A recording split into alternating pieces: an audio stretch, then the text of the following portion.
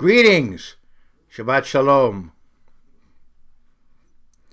We're in Central Florida, and normally this would be spring training season, along with a lot of other things that have been postponed. The official opening of the baseball season has been postponed, but I want to begin by giving you a baseball story about a pitcher that was having a lot of trouble, a rookie pitcher. He was having quite a bit of trouble. So the catcher came up to him and talked to him, and he said, I know what your problem is. At the same point in every game, you begin losing control. And the pitcher said, when is that? And the catcher said, after the national anthem. So he really was having his problems. I want to let you know, everybody, that we're all fine here. You're in our thoughts and prayers. There's when Ashkenazic Jews would get together, they would say farewell by speaking Yiddish and saying Sei gesund. And a lot of you know enough German to know that means be well. Some of you who may perhaps watch some of the programs of Rabbi Mark Golub on TV know that he often finishes his discussions by saying, be well, my friends. So that is our hope and prayer for all of you. Be well and stay well. Our president, as an American, I know some of you are in other countries watching this, but in the United States, our president has called for a day of prayer. I'm speaking on Saturday, March 14th, 2020, and the next day, March 15th, 2020, has been designated by our President Donald J. Trump as a day of prayer. And hopefully those who are listening to me are praying on a daily basis, and in fact several times a day. But let's keep in mind the president has asked us to pray tomorrow. Today I want to talk about appointed times for renewal. Appointed times for renewal. We have to periodically take a look at ourselves and, in effect, renew. We have to constantly be renewing ourselves. This is a constant challenge for us to remain committed to the understanding that we have and the way of life that we're able to live through the power of the Holy Spirit, but that has to be nourished. That has to be stirred up, as it were, the Holy Spirit. It's a force that is in us, but it needs to be, periodically or constantly utilized. Use it or lose it, as it were. We want to be exercising the Holy Spirit. We want to be doing what we know to do. We want to exercise our understanding. Faith without works is dead, as we know. And Paul tells us in the book of Romans, he writes to the church at Rome in the 12th chapter, I beseech you, therefore, brethren, by the mercies of God, that you present your bodies a living sacrifice, holy, acceptable to God, which is your reasonable service. And do not be conformed to this world, but be transformed by the renewing of your mind, that you may prove what is that good and acceptable and perfect will of God. So we're going to continue to grow in understanding. We're going to get more and more effective as we get more and more experience in this way of life. At least that's the way it should be. So we need to be in a state of renewal, and this, of course, each Sabbath helps us in that regard. It's refreshing both physically and rejuvenating spiritually. And then there are appointed times during the year that remind us of certain very important spiritual lessons. There are annual festivals. There are annual observances, appointed times. They're God's appointed times. Back in the book of Genesis, in Genesis 1 and verse 14, then God said, let there be lights in the firmament. Now, this is not a matter of creating the lights. They're there, but they could not be perceived. If you had been on earth at that time, there would have been a kind of a cloudy environment. You wouldn't have been able to perceive specific lights. But now he clears it sufficiently so you can see the moon by night, the sun by day. Then God said, let there be lights in the firmament of the heavens to divide the day from the night, and let them be for signs and seasons and for days and years. And if you look at the Hebrew, it's talking about appointed times. And these appointed times, we have to, that helps us to have an effective civilization. We have a calendar. We have appointed times. We organize our time so we can set dates. We can make appointments. We can study history. We can project into the future. We can make plans. We can communicate.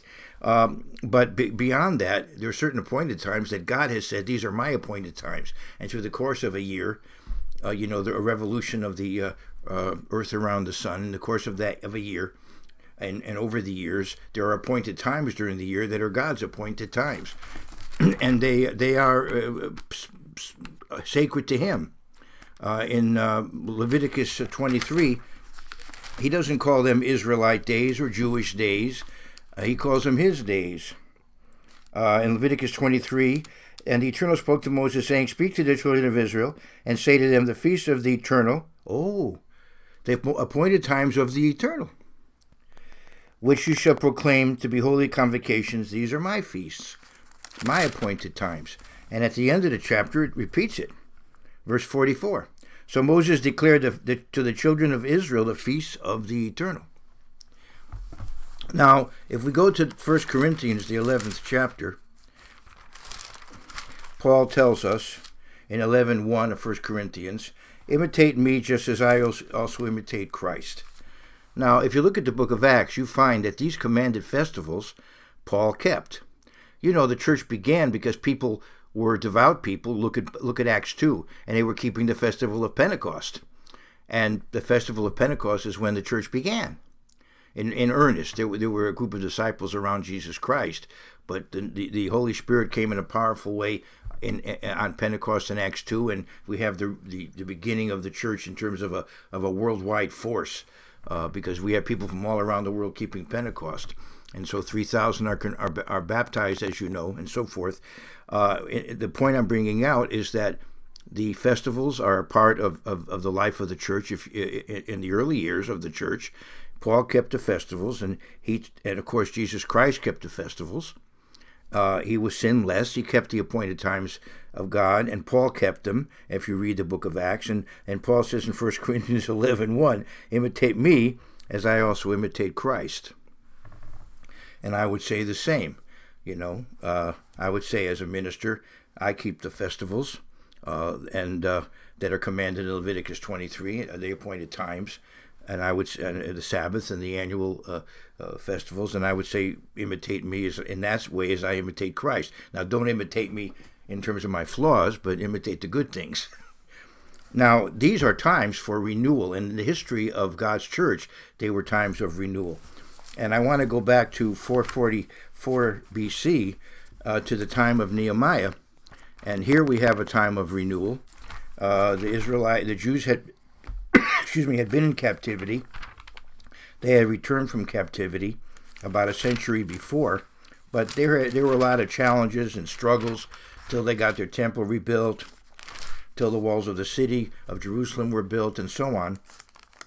But now it seems like things are really rolling along, and in Nehemiah 8 we find they're gathered together at the time of the Festival of Trumpets. Now all the people gathered together as one man.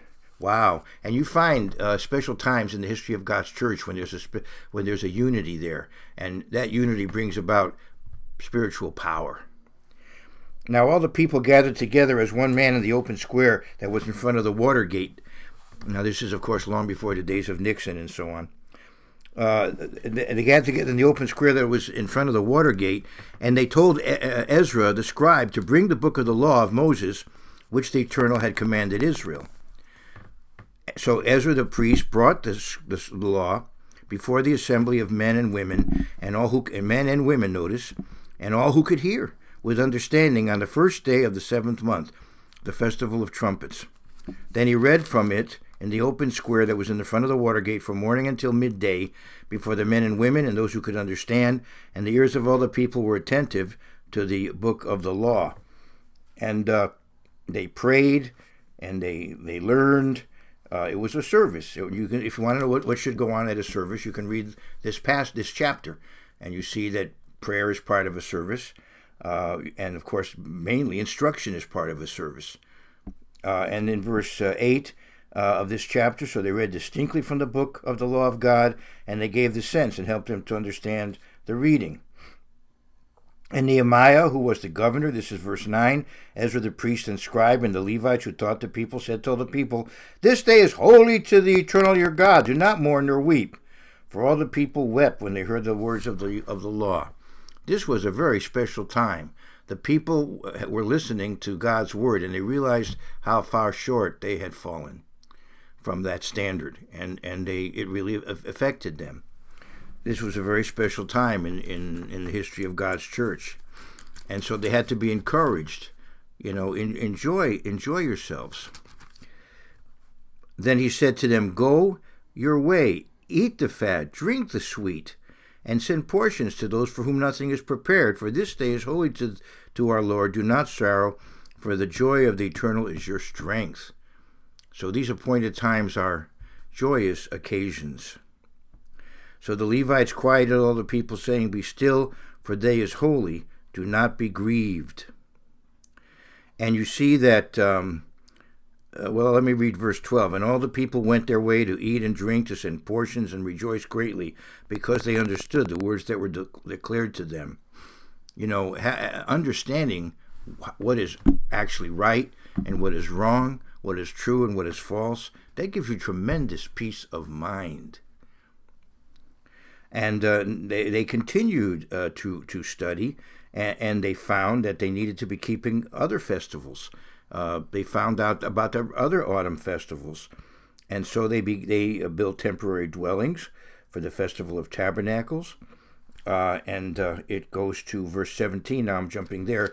"So the whole assembly of those who had returned from the captivity made booths and sat under the booths, for since the days of Joshua the son of Nun, until that day the children of Israel had not done so, and there was very great gladness." Now, I think what the point is that the level of enthusiasm was as great as when they first came into the land and settled in the land. Things had finally really come together the way they should. The level of enthusiasm, as well as perhaps the percentage of participation, the level of participation. There was near unanimous participation, as there had been in those early years when they had come in to take the land. "Also, day by day, from the first day until the last day, he read from the book of the law of God. And they kept the feast 7 days." Okay, the festival is a 7-day festival. But there's also another festival tacked on at the end. It's a separate festival, but it's attached. It's the 8th day. It's Shmini Atzeret. It's the 8th day of sacred assembly. And on the 8th day, there was a sacred assembly, according to the prescribed manner. And this led to a renewal of the covenant. This led to a kind of Sinaitic moment where they came together and actually renewed their commitment to the covenant of Sinai. A very special time, and it's connected with the observance of the autumn festivals. So a couple of weeks later, or about a week later, because the festival ends on the 22nd of the 22nd day of the 7th month is the 8th day of sacred assembly. Oh, it's actually just 2 days later. In fact, I remember one year we had taken a cruise for those 8 days to keep the festival season in that manner. And when we came off the cruise, that Sabbath happened to be the 24th day of the 7th month, and I gave a talk, and I talked about this passage. This was quite some time ago, but some of you may remember. Anyway, chapter 9. "Now on the 24th day of this month," so a couple of days afterwards, "the children of Israel were assembled with fasting, in sackcloth, and with dust on their heads. And then those of Israelite lineage separated themselves from all foreigners, and they stood and confessed their sins and the iniquities of their fathers." So drastic measures were taken because of the level of corruption that had been there.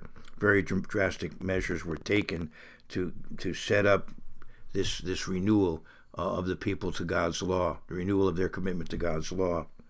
"And they stood up in their place and read from the book of the law of the eternal their God for 1/4 of the day, and for another 4th they confessed and worshipped the eternal their God." This is talked about here. The prayer is talked about, finally we come. You could read all of this. It's certainly worth at this time of the year to go through all of this. But finally, verse 38. I'll get to the end of this chapter 9:38. "And because of all this, we make a sure covenant and write it. Our leaders, our Levites, and our priests seal it." Now those who placed their seal on the document were, and they're even named here. Their names are permanently in the canon, those who made that commitment. So it was a very special time of renewal of God's church, and it very closely associated with the observance of the autumn festivals. But the festival season in effect begins with the spring festival season. The ecclesiastical year begins in the spring, and we're not far from that time as I speak now. I speak now on the 18th day of the 12th month on the sacred calendar, so we're very near the springtime and the beginning of the cycle of appointed times. So I want to go back even farther than the time of Nehemiah, back to the time of Josiah. And so I go now to 2 Chronicles, and here we find again a renewal of God's people associated with the holy day seasons, in this case going back to the spring festival season. In 2 Chronicles 30,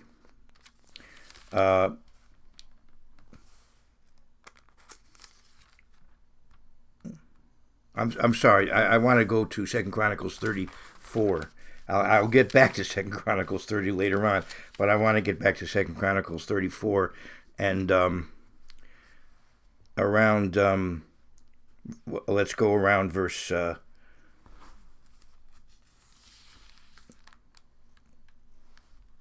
31 of 2 Chronicles 34. Now, there's a lot of history here that I could have been reading. I'm deciding, what should I read and what should I let you read on your own. The point is that they found, evidently, the official temple copy of the law, of the Torah, of the Pentateuch, the Chumash, the 5 books of Moses. They evidently found the official temple scroll that would have been used, I guess, to make copies as copies were being made.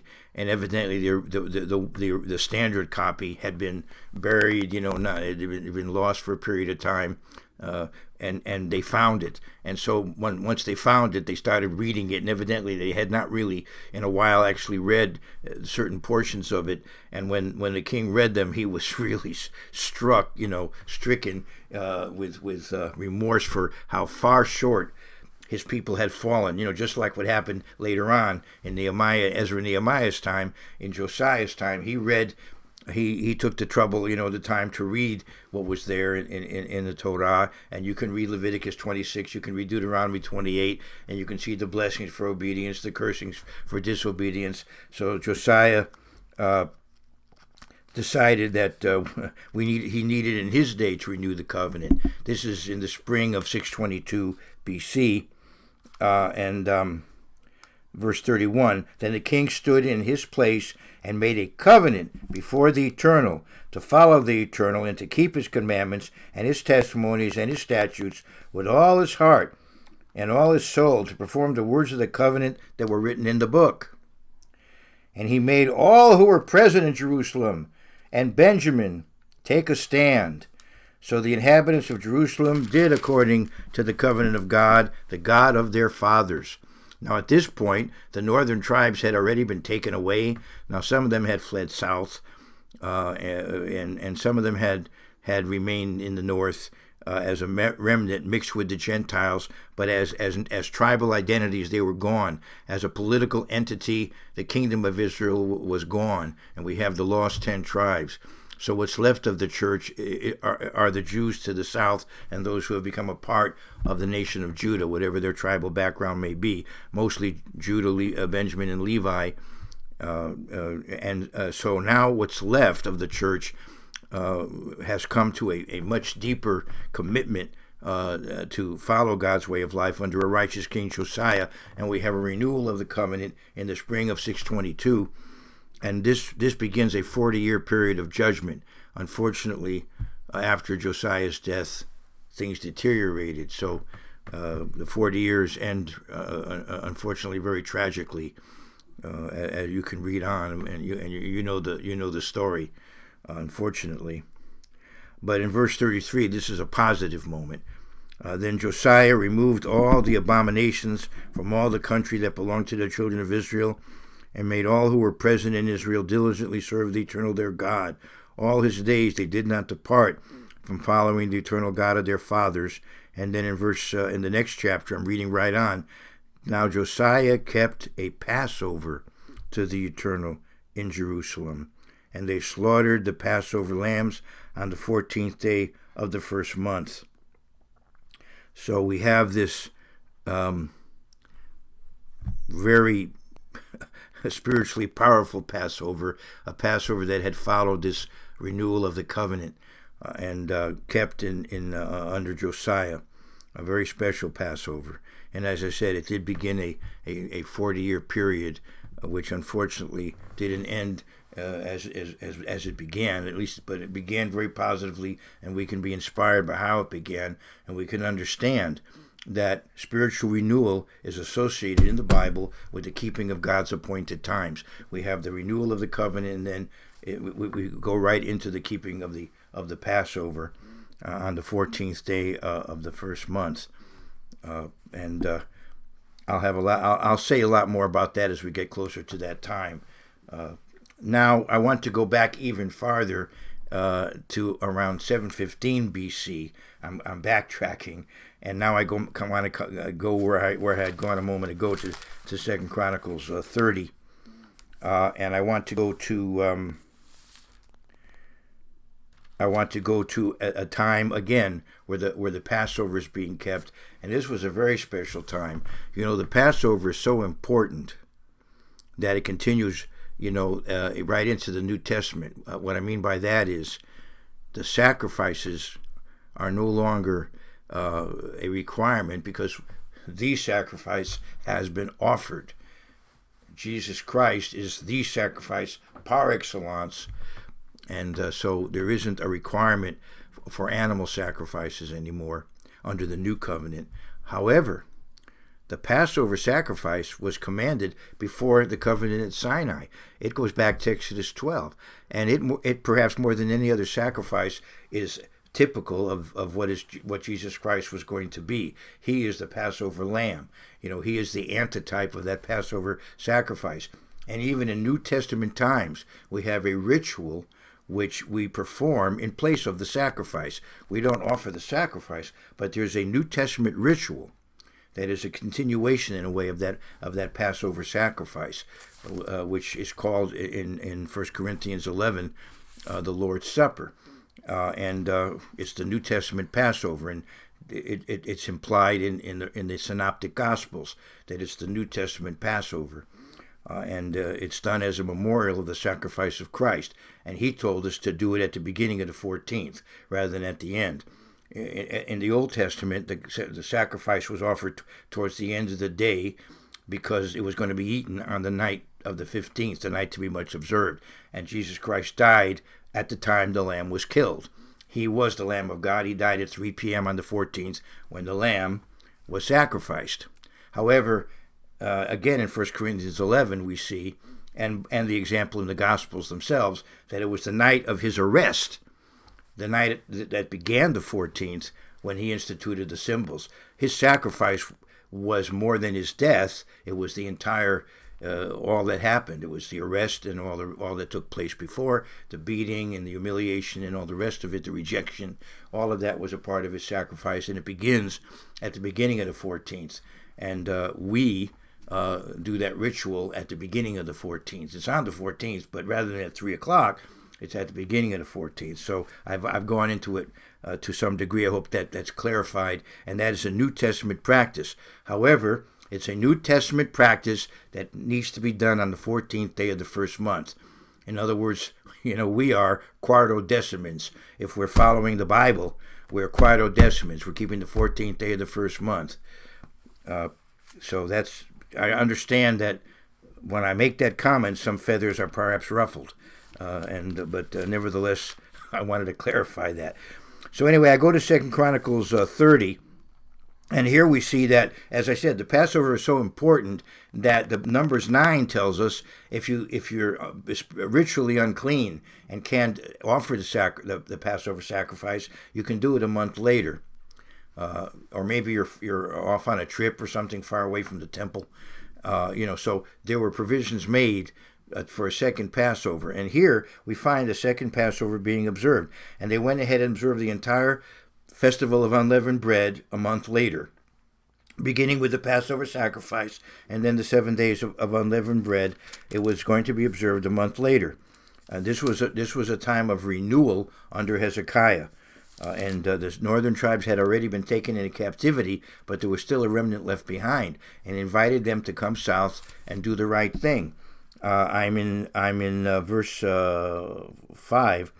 So they resolved, this is the 2 Chronicles 30, verse 5. So they resolved to make a proclamation throughout all Israel, from Beersheba to Dan, that they should come to keep the Passover to the eternal God of Israel at Jerusalem, since they had not done it for a long time in the prescribed manner. Then the runners went throughout all Israel and Judah with the letters from the king and his leaders, and spoke according to the command of the king. Children of Israel, return to the eternal God of Abraham, Isaac, and Israel. Then he will return to the remnant of you who have escaped from the hand of the kings of Assyria. Wow, if they had obeyed, history would have been very different. The bulk of the people had been taken away, but there were still many left. They could have still repented and done the right thing, the northern tribes, whoever was left. And do not be like your fathers and your brethren, who trespass against the eternal God of their fathers, so that he gave them up to desolation, as you see. Now do not be stiff-necked, as your fathers were, but yield yourselves to the Eternal, and enter his sanctuary, which he has sanctified forever, and serve the Eternal your God, that the fierceness of his wrath may turn away from you.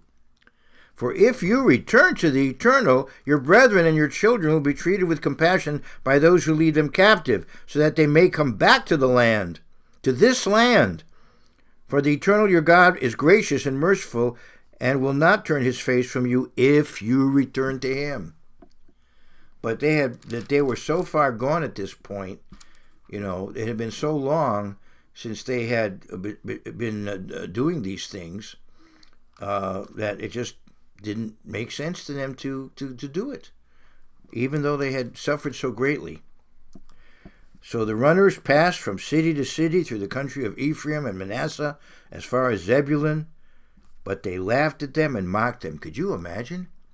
This is how it just didn't make sense to them to do what, quote unquote, the Jews, were doing, the Jewish festivals to the south.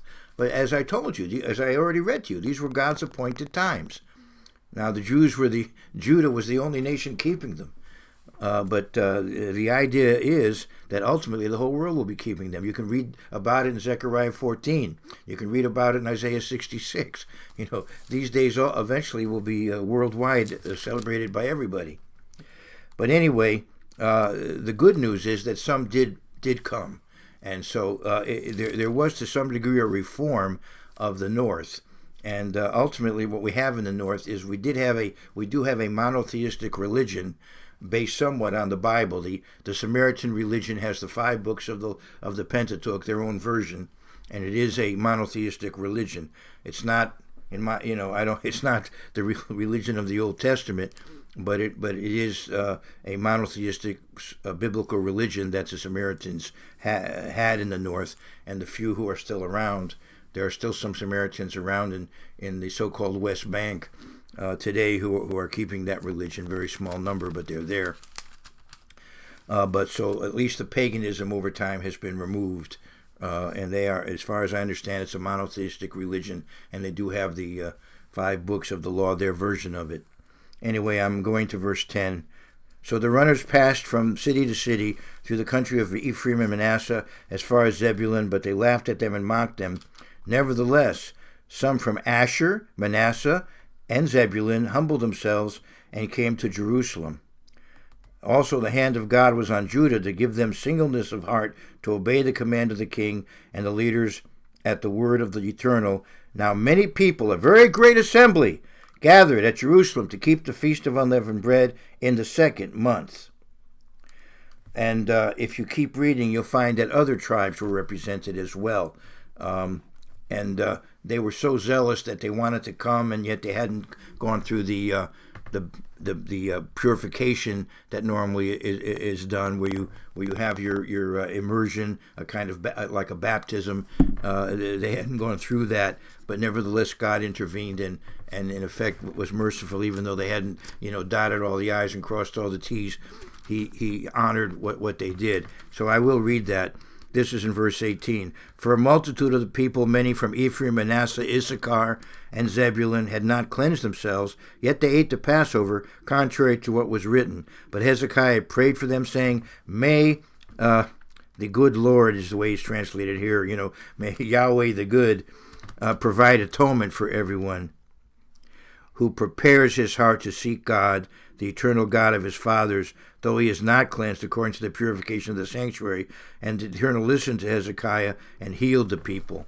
So maybe it was that some people began to suffer symptoms, of illness, and realized, we should have cleansed ourselves, and God intervened and healed them.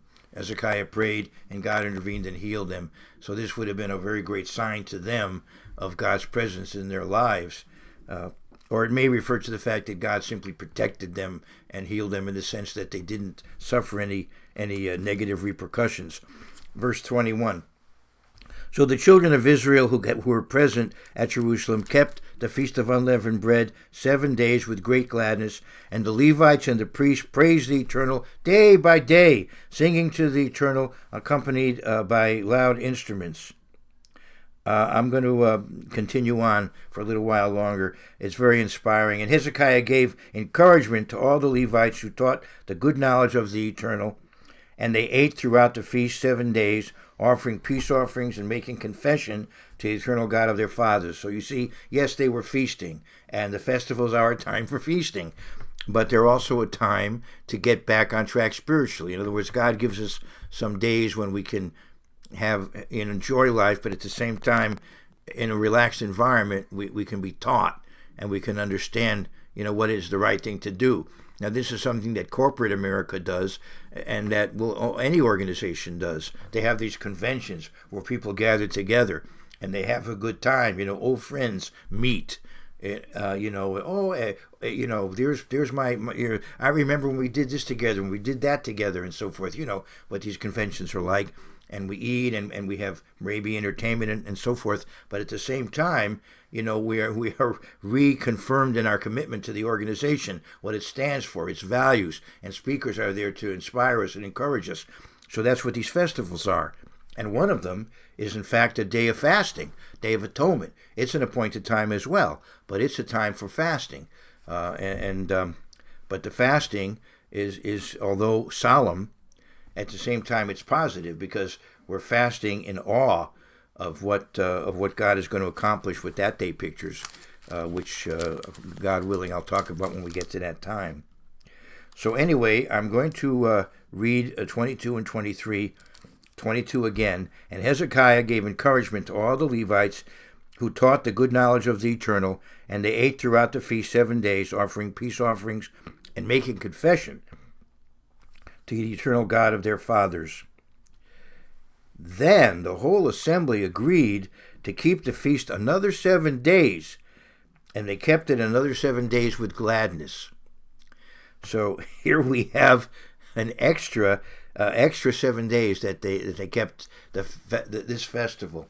Now, a lot of times when we're gathered together for the Festival of Tabernacles, which is the one time of year for most of us when we literally go somewhere else, as a temporary dwelling, to keep the feast of Sukkot, of temporary of booths. A lot of times when that festival occurs, we're having such a great time. We don't really want to go back to our normal routine. And many times I think often people think, well, wouldn't it be nice if we could stay longer? Unfortunately, our savings by then are running out, and plus we have responsibilities back where we came from. But sometimes we remind ourselves of this group here that actually kept the feast, the spring festival season, spring festival days, another week. Then the whole assembly agreed to keep the feast another 7 days, and they kept it they kept it another 7 days with gladness. And verse 25, the whole assembly of Judah rejoiced also the priests and Levites. I'm in verse 25. All the assembly that came from Israel, the sojourners who came from the land of Israel, and those who dwelt in Judah. So there were people who had come from the south, had come from the north to the south. And now I want to tell you, if you read the Bible carefully, you'll find that in the nation of Judah, there were those of the north who had come down there and had lived with Judah, and now were in effect a part of the community of Judah. There were among the Jews descendants of the northern tribes. However, in addition to that, we had pilgrims who came from the north and then went back. And as I said, I think that's one reason why ultimately we have a somewhat biblical monotheistic religion developing in the north. It was not let's say biblical Judaism. It was not the religion that Jesus Christ practiced, but at least it was more similar, and many of them did become part of God's church. If you can look at John the 4th chapter, you could look at Acts the 8th chapter. Many Samaritans came into the early church. Anyway, verse 26. So there was great joy in Jerusalem, for since the days of Solomon the son of David, king of Israel, there had been nothing like this in Jerusalem. Because you know that the kingdom split after the days of Solomon. We had Jeroboam in the north and Rehoboam in the south, and Jeroboam had instituted counterfeit festivals, and he had said, let's keep a festival in the 8th month, and so he had led Israel off in a different direction in terms of their religious practices. He could have maintained political authority and still had the same religion as in the South. We find that in modern times. We find certain countries that are separate, distinct countries, but have the same religion, bordering one another, and they coexist for years as countries with the same religion but a different political affiliation. But somehow Jeroboam, unfortunately, went astray, concerned with his own power, and led his people astray, and they unfortunately never bounced back. There was not one king of Israel who ever bounced back, and so Israel as a whole did not. However, now you do see that some of them have, and as I said, it's a positive development. Unfortunately, it came after the bulk of them had already been taken into exile by the Assyrians. Anyway, I go to verse 26. So there was great joy in Jerusalem, for since the time of Solomon, the son of David, king of Israel, there had been nothing like this in Jerusalem. Then the priests, the Levites, arose and blessed the people, and their voice was heard, and their prayer came up to his holy dwelling place in heaven. So, in effect, God was pleased, speaking anthropomorphically, we have God impacted by this. This was a very positive development spiritually. Verse 31. Now, when all this was finished, all Israel who were present went out to the cities of Judah and broke the sacred pillars in pieces, cut down the wooden images, and threw down the high places and the altars. From all Judah, Benjamin, Ephraim, and Manasseh. So the idolatry is removed from the north, which is a positive development there.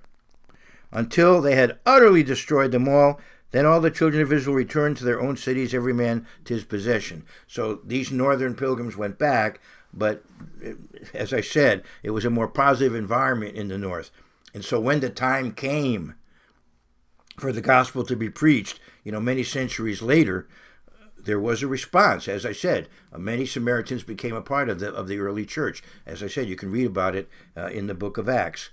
So to summarize what I've been talking about today, we see historically that we can go back, to the 5th century BC and to the 7th century BC and to the 8th century BC, and we see revivals, renewals of God's church directly associated with the festival seasons. In the case of Ezra Nehemiah, with the autumn festival season. In the case of Josiah, shortly preceding the spring festival season, evidently. And in the case of Hezekiah, that once we had the renewal, then again, we had the keeping of the spring festivals. So we have the appointed times of God very closely associated with renewal spiritually of the church.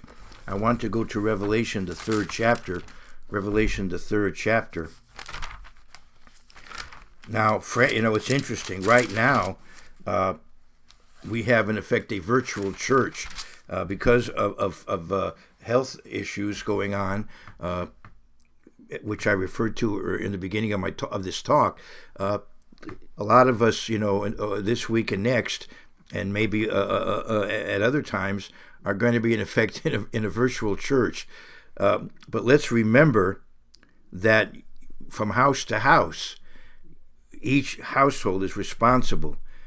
Each individual is responsible, to live a godly life with our families and our each individual. And these holy day seasons that are coming up ought to be times for us to reflect on where we stand spiritually, and times of spiritual renewal. They ought to be times of spiritual renewal. So if we've been lax in certain ways, this is a time to get back on track. In Revelation 3 and verse 20, behold, I stand at the door and knock. And that's pretty much the situation right now. Most of you haven't gone anywhere. March 14th, 2020, you haven't gone anywhere. In effect, you've invited Jesus Christ into your home, as I'm invited into your home at this moment. Behold, I stand at the door and knock. If anyone hears my voice and opens the door, I will come in and dine with him, and he with me. And so that pretty well summarizes, in one sense, what's going on. Each of us individually, each family, and ultimately each individual has to make this commitment. And holy day seasons are a special time to do it. And we are approaching the beginning of the ecclesiastical year. It's not far off. So this is a time to get spiritually on track. And tomorrow is a day when more Americans than usual are going to be praying. So that maybe is a good time for us also to prepare to be spiritually for the coming festival season. In fact, I noticed yesterday in my own home, I was looking for some leavened product, and then I was told there's a box over there where the leavened products are. There were already my family's separating out leavened products, and it reminded me, yes, that time is not far off. We won't be able to have leavened products in the home, right? Anyway, so behold, I stand at the door and knock. If anyone hears my voice and opens the door, I will come in and dine with him and he with me. To him who overcomes, I will grant to sit with me on my throne, as I also overcame and sat down with my Father on his throne.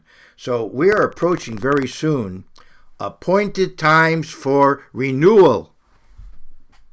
All the best to you and yours.